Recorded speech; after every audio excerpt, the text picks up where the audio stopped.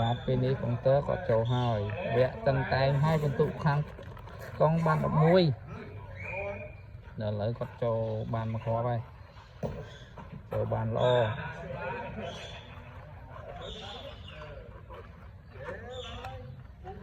ចូលបានល្អហើយឥឡូវ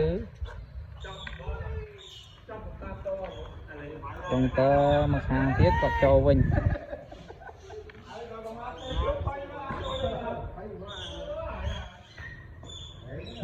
មកហើយចូលបានណាផុតហើយផុតហើយនេះក៏ចូលក៏ទៀតខាងទៀតអត់បានទីទេ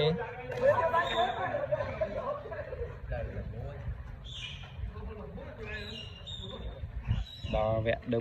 មីក៏ចូលមកគ្រាប់វិញកុងទ័រក៏ចុះដាច់2ហើយ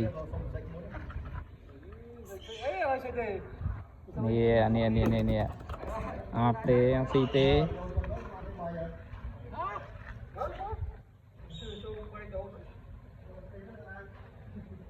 នេះមកគ្រាប់នេះស៊ីហើយ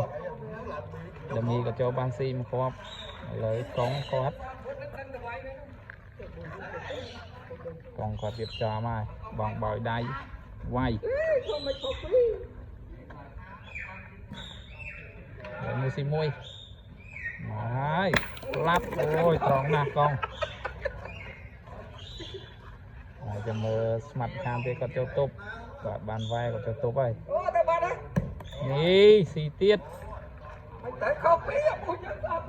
ហើយស៊ីវិញហើយកង់វាយទៀតហើយ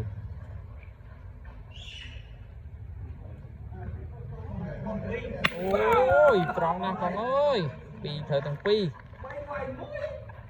ហើយស្មាត់ក៏ចូលទប់មកគ្រាប់ទៀតហើយស៊ីទៀតអូយល្អណាស់ស្មាត់ក៏ចូល2បានល្អទាំងពីរវាយទៀតវាយឥឡូវគាត់ថាវាយព្រោះគាត់ហៅពីគ្រាប់បើគាត់ហៅគាត់វាយធ្វើគាត់ស៊ីមកគ្រាប់ហើយមកហើយឡាប់មួយទៀតវាយមកឈុលហើយវាយមកមួយវាយតាមក្រួយទៀតឥឡូវគាត់បាញ់គ្រាប់ទៀតហើយមួយក្រួយ